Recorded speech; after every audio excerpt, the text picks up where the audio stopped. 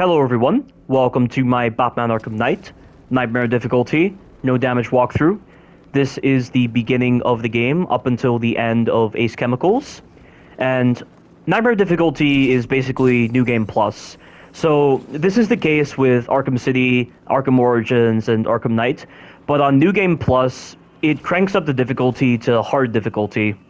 Only there are a couple of differences to hard difficulty compared to the original New Game.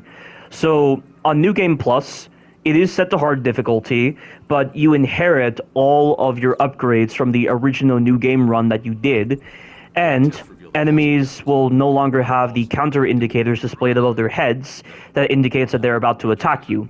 Also, the enemy arrangements will be different on New Game Plus, so there will be more enemies. Enemies will have certain weapons that they didn't have originally, and special enemy types will appear earlier than their introduction from the new game. So, for instance, you'll be encountering brutes in sections that they weren't in previously. You'll be encountering medics in sections that they weren't in previously. Medics will also have the ability to electrocute enemies early on without having it be introduced at Stag Enterprises. And that is how the difficulty works for Arkham Knight on Knightmare difficulty, as well as with Arkham City on Hard Plus difficulty, and also for Arkham Origins. So that is what this walkthrough is going to be. It is going to be a walkthrough on that difficulty without taking any damage. I will say, though, this is going to be an interesting game to do a walkthrough for, because Batman Arkham Knight is a very interesting Arkham game, because it is a very massive world, and alongside the main story, you also have side quests, and unlike the previous games, Arkham Knight makes the side quests mandatory to the actual completion of the game. In order to get the official true ending for Batman Arkham Knight, you have to not only beat the main story, but you also have to beat the side missions as well. I mean, obviously, with certain side missions, like with Riddler, if you've done all of the Riddler challenges and you've actually defeated Riddler... I mean, then again, why am I saying this? You've already defeated Riddler in the original New Game anyway, so it really doesn't matter. You've already collected all the trophies, you've collected all the riddles, you've done all that kind of stuff, and you'll never have to deal with that on New Game Plus, which is a blessing. And I highly recommend that when you first start New Game Plus, don't start it immediately. You'll want to back up your save onto a USB drive. So you basically go to your PS4 or PS5, go to the save data, make sure you insert a USB drive into your PS4 or PS5, and copy that New Game Plus data onto your USB so that you're not forced to play through New Game every time you want to do New Game Plus, which is a major downside to Arkham City and Arkham Knight, and it's something that Arkham Origins fixed with the introduction of I Am the Knight mode. And I Am the Knight mode from Arkham Origins was a difficulty mode where it was basically New Game Plus, but if you died, you would go back to the very beginning of New Game Plus. So they created a way for you to actually experience New Game Plus without ever having to restart New Game, play through it again, in order to unlock New Game Plus. They completely removed all that with I Am the Knight mode, and for some reason, Rocksteady did not bother bringing it back in Arkham Knight. So with Arkham Knight, you have to play through the original New Game on a new save file in order to unlock New Game Plus. And if you wanted to start New Game Plus again, after you actually beat New Game Plus, you had to play through a new save file, go through New Game, and then start New Game Plus, which is one of the most frustrating things about all of Rocksteady's Arkham games, and it was something that Arkham Origins never had. So I'm very disappointed that Arkham Knight doesn't have the ability to actually start New Game Plus without having to play through New Game. So that's why I say, make sure you back up your save file onto a USB drive so that you will never be forced to play through New Game again to unlock New Game Plus, which is the difficulty mode that showcases the true mentality of the developers, and it's really the Batman games at their best. But having said that, let me just get back to what I was saying before. So, with this walkthrough that I'm doing for Batman Arkham Knight, I'm not only going to be doing the main story quest, but I'll also be doing the side missions as well. And currently, before Ace Chemicals, we are only able to do 3 side missions so far, or at least 3 side missions that you're able to contribute partial progress to. So you're able to do Professor Pig's side mission, which is what you saw me doing in the beginning of the video, where I was finding those bodies. And you'll be able to rescue 2 firefighters, and you'll be able to take on the first Riddler Batmobile challenge. and that's all you're able to do in the beginning until after Ace Chemicals. So that is what you're going to be seeing in this video. And it is going to be interesting because there is a lot to do in the side missions for Batman Arkham Knight, and when I choose to do them, I don't know, but that remains to be seen. So that's how this walkthrough is going to be for Batman Arkham Knight, and this might be a very lengthy walkthrough because this game is the longest game out of all of the Arkham games because of how lengthy the side missions are, and with how many you do in the game, and that combined with its rather lengthy main story quest, and you have yourself a pretty long game. And most of the stuff in Batman Arkham Knight is rather tedious, like the Riddler stuff. I mean, the Riddler stuff with how many there are in the game, there's 243, so there's less compared to Arkham City, but it's just, they get very tedious after a while, and when they're placing Riddler challenges in areas that only warrant going to them once, like for instance the subway tunnels and the Arkham Knight's HQ, you really have to wonder what the developers were thinking and why they thought introducing Riddler challenges in those areas and you're just forced to go through them and actually backtrack your way out once you've actually gotten all the Riddler challenges in there.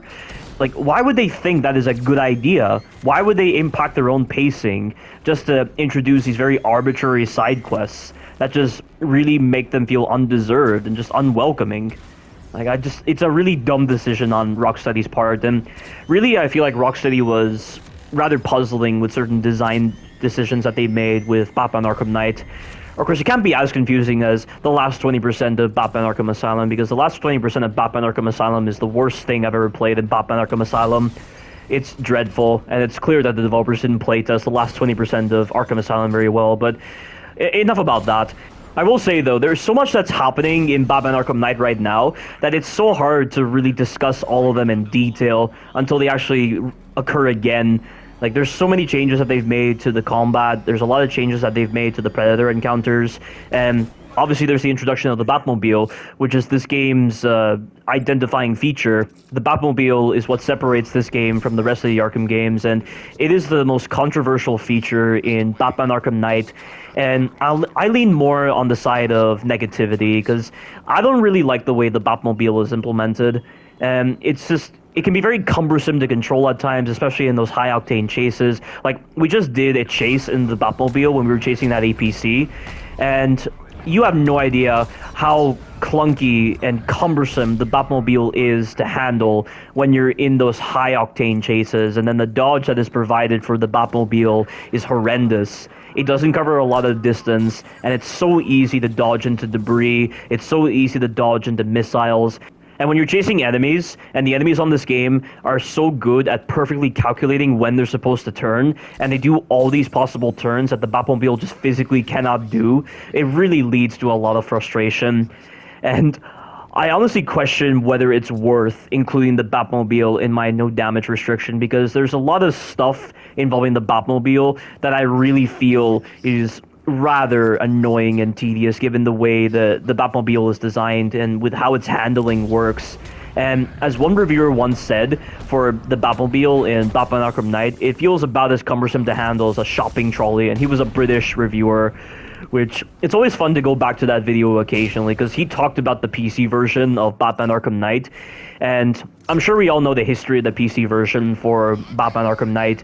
It was unplayable, and the game had to be pulled from the market because that's how poorly handled the PC port was for Batman Arkham Knight, and it wasn't even handled by Rocksteady. It was handled by a separate company, and they had to pull it from the Steam store, which really says a lot. And it's funny that the game that I consider to be the least favorite of my Arkham games is the one that has the really crappy PC port, which is very funny to consider, and it really says a lot about what Arkham Knight is, because there's a reason why this game is my least favorite of the Arkham games, and you'll understand why when I do more commentary for these videos.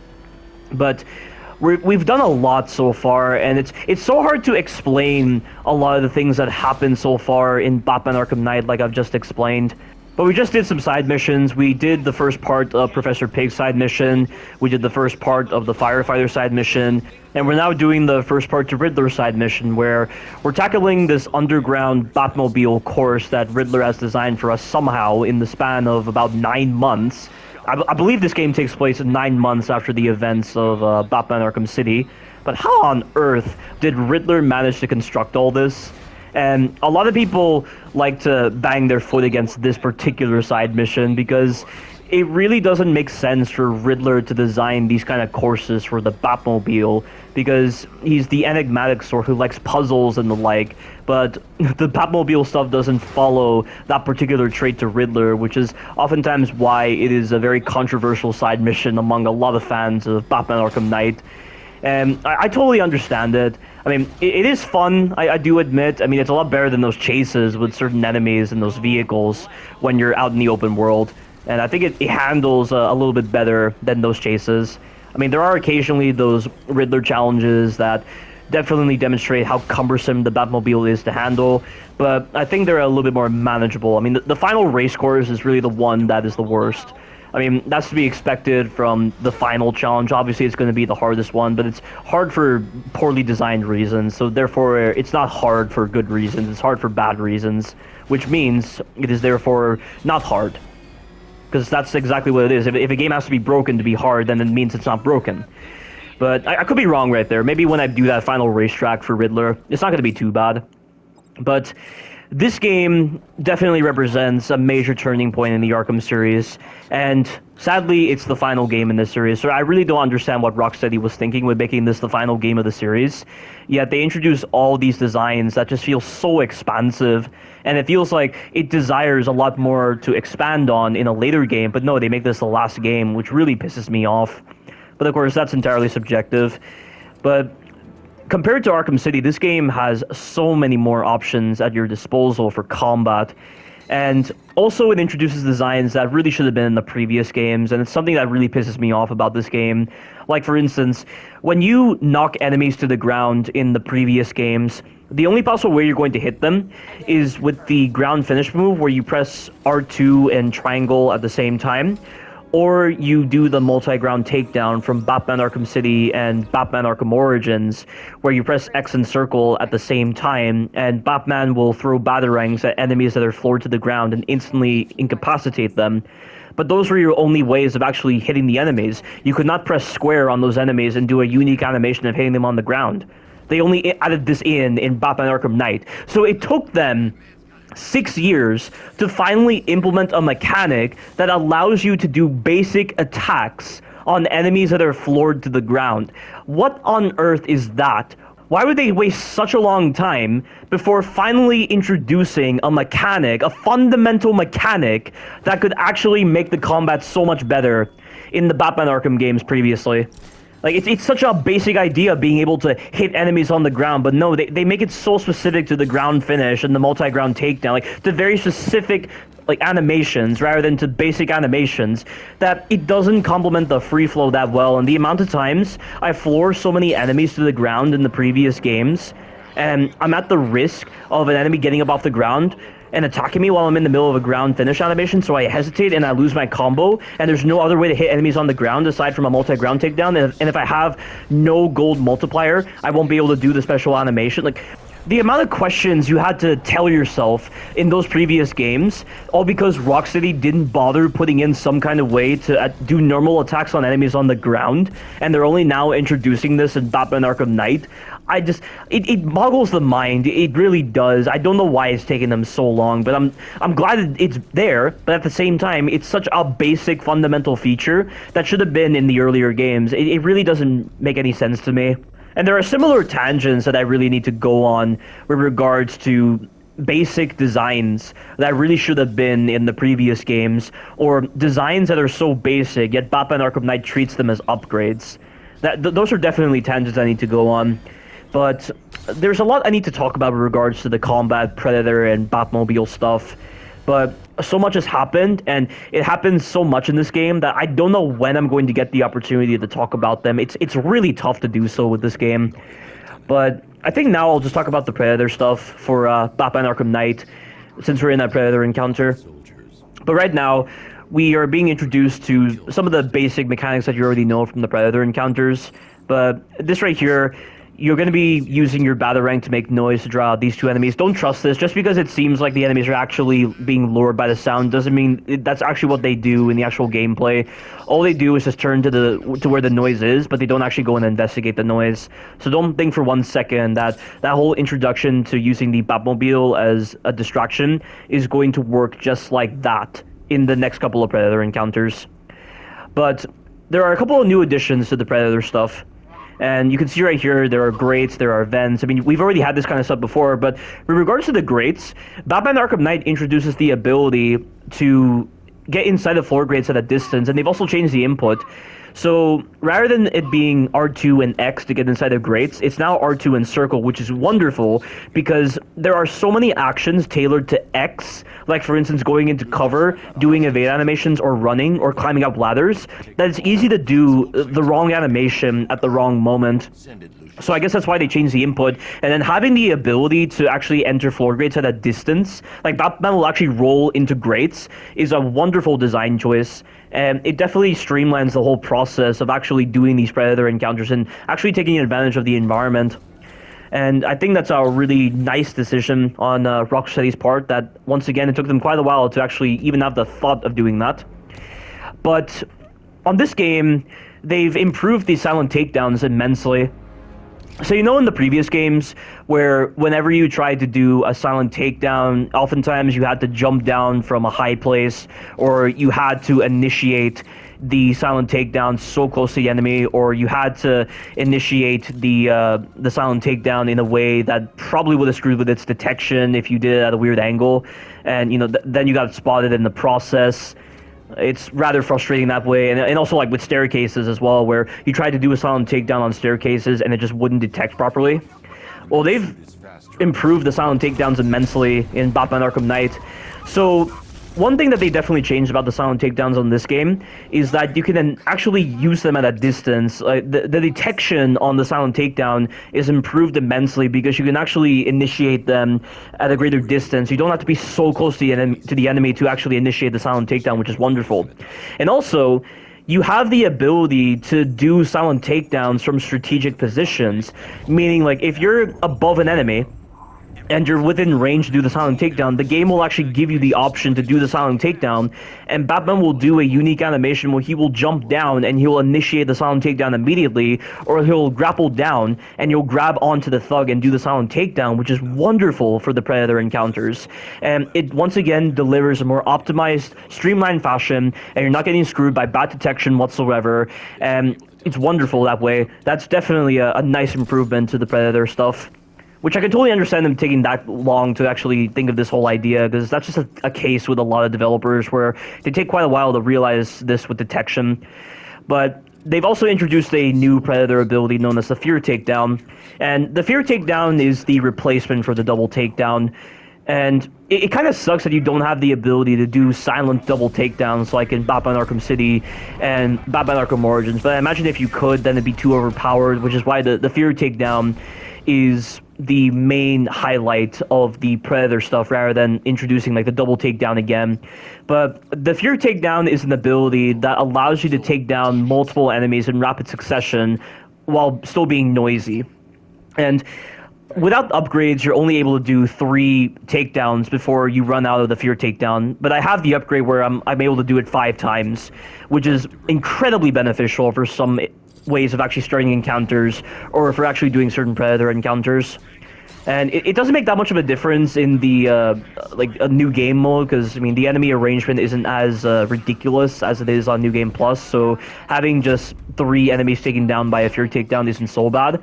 But the Fear Takedown is a great ability, especially when there are so many moments in Batman Arkham City and Batman Arkham Origins, and even in Batman Arkham Asylum, where you should definitely have the ability to take down at least 3 enemies in rapid succession, but because of how slow some of the animations were, and how at times the detection on trying to do silent takedowns or any kind of stealth takedown on more than 3 enemies was very, very awkward, it could definitely present with some problems, but the Fear Takedown removes that problem, so you're able to dispatch multiple enemies in rapid succession in these stealth encounters, and it leads to a lot of strategy as well.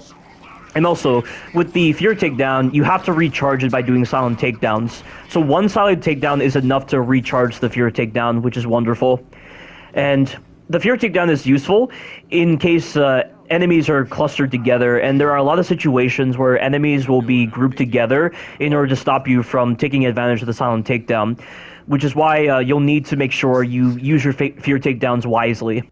And there are plenty of other changes that they've made to certain Predator mechanics as well. Like, for instance, the ledge takedowns. So, on this game, you have the ability to do silent takedowns from ledges. So, in the older Arkham games, you could not do this. Whenever you pulled enemies off of ledges, it would always be loud. Well, they've changed that now, where you can actually do a unique silent takedown animation when you're doing ledge takedowns, which is very helpful for certain situations.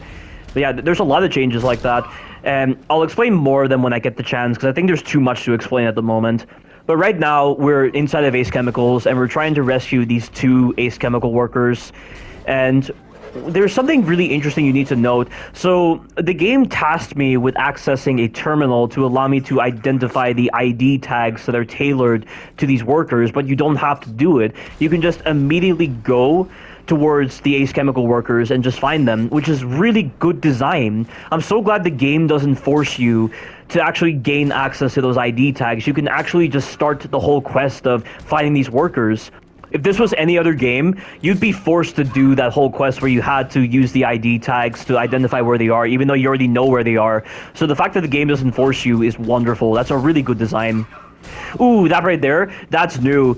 So this is a brand new animation that they finally introduced in Batman Arkham Knight, and again, it should have been in the previous games. It feels like such a fundamental mechanic to actually include in the previous games back in like 2009, but they're only now including it. So you have the ability to pick up enemies off the ground and initiate a critical beatdown, and you do it by pressing R2 and circle whenever there are enemies floored to the ground. And Batman will do a full screen grab, just immediately zoom towards that guy who is down on the ground, pick him up, and then you'll be able to initiate a beatdown from there. And it's a beatdown that doubles your combo, which is a fantastic design. That mechanic is one of my favorite mechanics introduced in Batman Arkham Knight. It contributes to the free flow on a fundamental level. It allows you to maintain your combo even when enemies are floored to the ground. And it can also be used as a way to get out of trouble. Like, for instance, you knock out an enemy that is nowhere near other enemies, and then you go into that critical beatdown animation, and Batman will just zoom out of that group of enemies towards the guy that is not part of that group. So it can be very, very helpful for actually controlling the crowd, and for making sure that you're not putting yourself in a position where it's going to be very easy to be hit by a group of enemies. And I use this a lot in the DLC missions when you're playing as the side characters. Like, the fact that the side characters have access to the critical beatdown is wonderful. I mean, Catwoman doesn't have it, which further contributes to the fact that she's my least favorite character in all the Arkham games. She was already shit enough as it is in Batman Arkham City, but she's even worse when they're introducing all these mechanics that she doesn't have at all. But when I'm playing as Nightwing, when I'm playing as Robin, when I'm playing as Batgirl, I have the ability to do the critical beatdown system. And I already hate playing as the side characters in every single Arkham game because they're always going to be present with like vulnerabilities and all these like limited capabilities compared to Batman. But the critical beatdown is one of those mechanics that is not a vulnerability, and it's a very useful mechanic, and it makes playing as the side characters a lot more bearable for me. And it's a wonderful mechanic. It's definitely one of the greatest mechanics ever in Batman Arkham Knight. But we're doing some more stuff with the Batmobile. And by the way, those drones that I just dealt with, do not waste any secondary weapon energy on those enemies. You'll want to save that secondary weapon energy for a boss fight coming up when we actually get the second Ace Chemicals worker. Because there's a boss fight in Ace Chemicals where you're fighting a helicopter alongside a bunch of drones. And if you have secondary weapon energy charge, you'll be able to use the missile launcher to instantly get rid of those drones and focus entirely on the helicopter.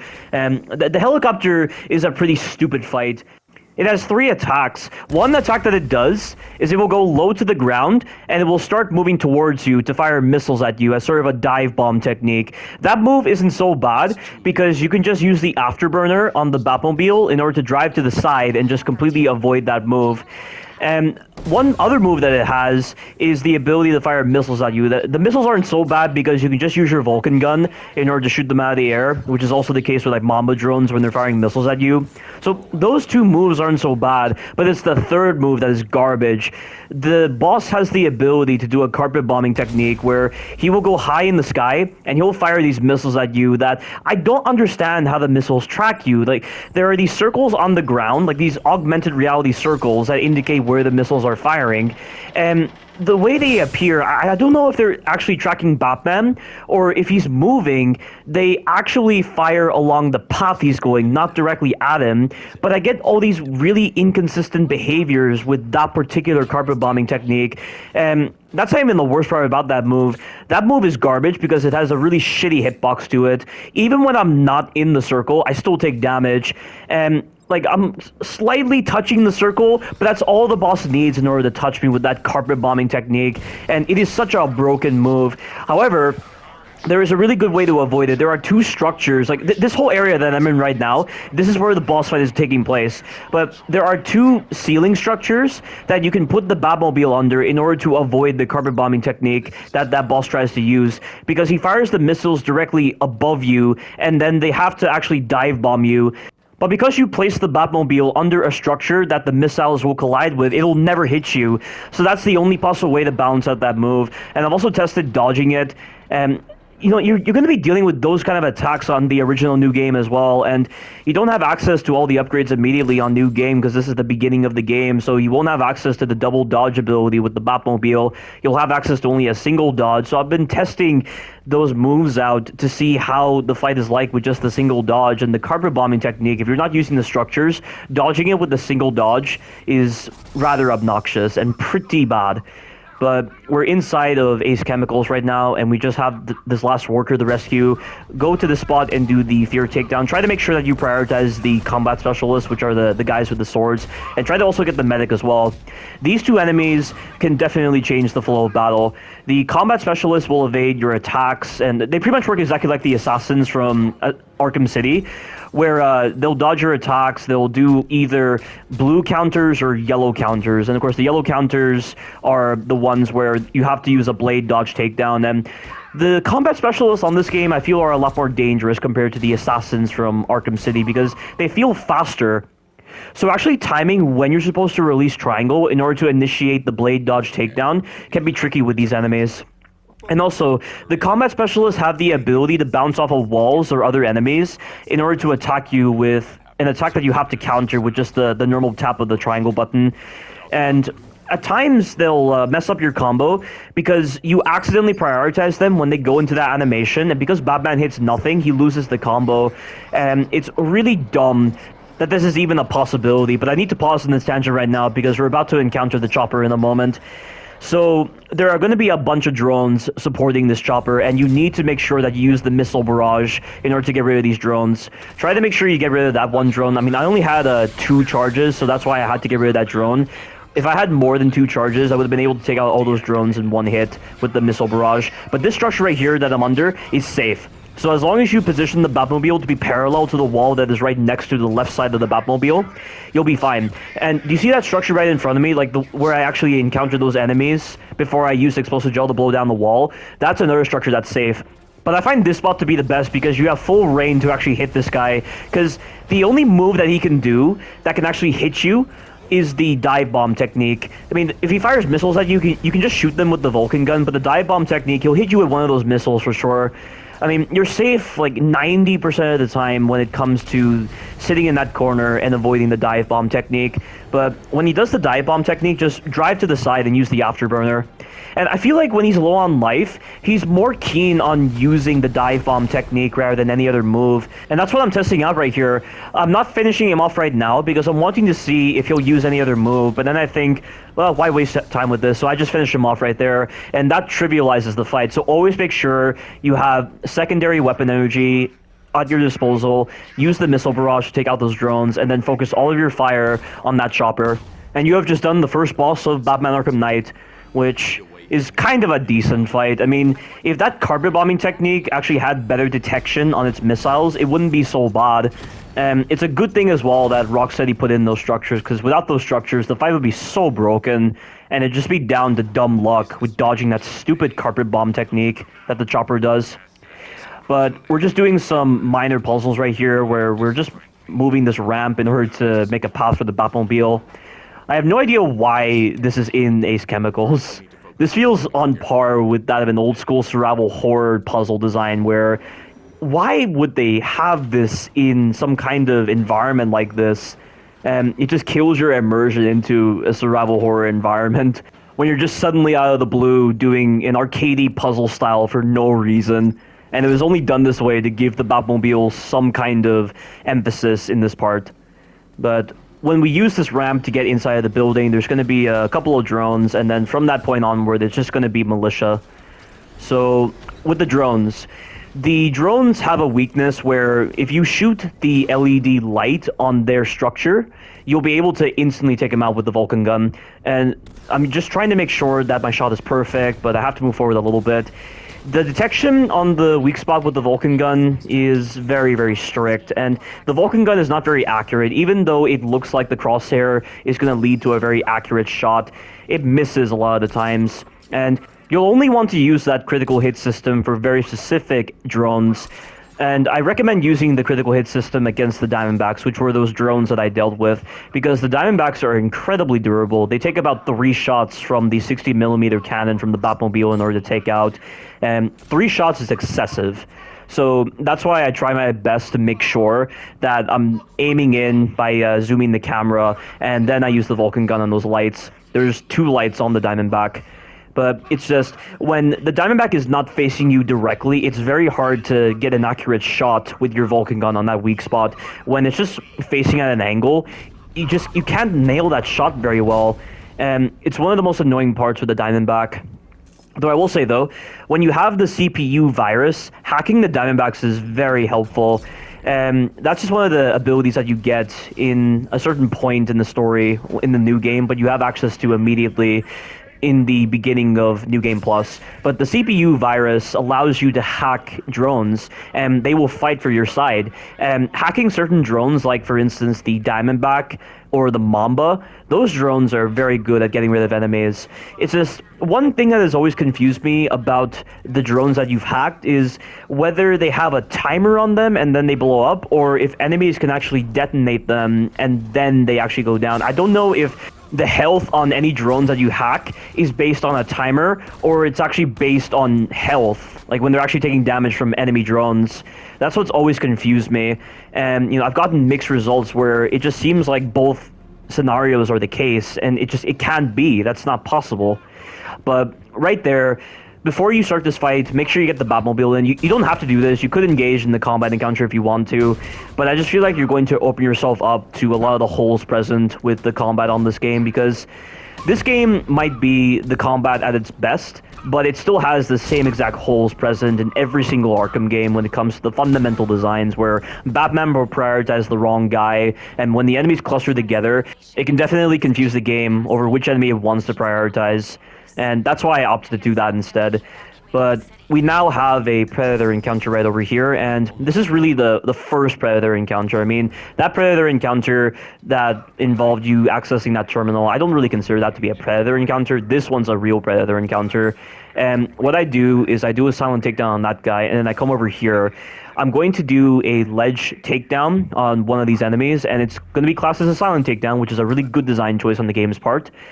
Oh, also, when you're in Predator encounters, I totally forgot to mention this in the previous games, but make sure you're holding R1 when you're grappling so that Batman actually hangs on the ledges, and make sure you do it before he's actually gotten up off the ground. If he gets up off the ground, regardless of whether you hold R1 or not, he will just climb over the ledge. I mean, I think that's how that works, but I'm pretty sure I've had moments where it doesn't work. I mean, I don't really understand why they didn't bother putting in a better system for ensuring that you didn't accidentally climb over ledges. I just wish it was tailored to some other button, or it wasn't really dependent upon holding a button at a very specific point in Batman's grapple animation. And again, always make sure you're holding R1 before Batman gets off the ground with the grapple. But take out those enemies, and then you'll want to do a fear takedown on these enemies right over here. And then the enemies are going to rush over to you. I mean, this guy is going to pretend to rush over to you, but he's actually going for the canister, which is why his sprint animation looks slightly different. But you see this? This is what I mean when I say you're able to do silent takedowns from strategic positions. I was above the guy, and it gave me the prompt to do the silent takedown, so he stopped what he was doing to do a preset animation where he's going to stand still and let Batman do the silent takedown, and it's so awesome. And if this was a thing in the other Arkham games, you would not be encountering any of those issues where you accidentally touch the guy when you drop near him, or you accidentally make noise when you drop. And, you know, it'd be a better implemented system, and only now are they deciding to put that as a thing. But we now have Scarecrow, and yeah, this part coming up, I agree with Serum17 100%. I didn't think anything of it at the time, but there's this whole stupid section coming up where you're just going to be lightly brushing the analog stick in order to put in a neutralizing agent that will reduce the blast radius of Scarecrow's fear toxin. And it's meant to convey this emotional scenario right here where it seems like Batman's going to die, and it's playing like the emotional music, but then when it's compounded with this whole gamey system of lightly brushing the analog stick just to actually take the canisters out and to also put them back in, you completely ruin the tone of this whole entire area. And furthermore, why are you introducing this kind of emotional moment so early into the game before the player has actually done anything substantial? And I mean, you've given us access to the upgrade system, and we've seen how expansive the upgrade system is, and you're still introducing us to mechanics, but then you want to put in this whole scenario here that feels like it should have been at the end of the game? And you have to repeat this whole process, not once, not twice, but 3 times. Why are you favoring this kind of gamey style for this kind of emotional moment? Like, I agree with Serum17. This moment just falls flat, and it does nothing. It does absolutely nothing to make you feel connected to Batman in this moment. It's like in Call of Duty Advanced Warfare. Remember that one scene from Call of Duty Advanced Warfare that spawned the whole meme of hold F to pay respects? Well, it's like that. So in this scene in Call of Duty Advanced Warfare, you're at a funeral, like your friend has died, right? And so you're going to this friend's casket in order to pay your respects, and they make you hold F to pay respects. And you can just stand there the whole entire time and not hold F at all, and like, it just looks very awkward. And the fact that they relegated an emotional moment to just simple button inputs is so jarring and disconnecting, and it falls flat pretty much. And I mean, I personally didn't really care so much about that scene, but this part right here, I'm gonna voice a lot of hatred towards this part right here because it just falls flat on its face, and it's just one of the main factors that contributes to Arkham Knight being my least favorite Arkham game. And I'm just gonna cut to black right here. There's no reason to show this. This is a poorly done scene. And yeah, this is the beginning of my Arkham Knight walkthrough. Stay tuned for the future parts. Thank you all for watching, and you take care now.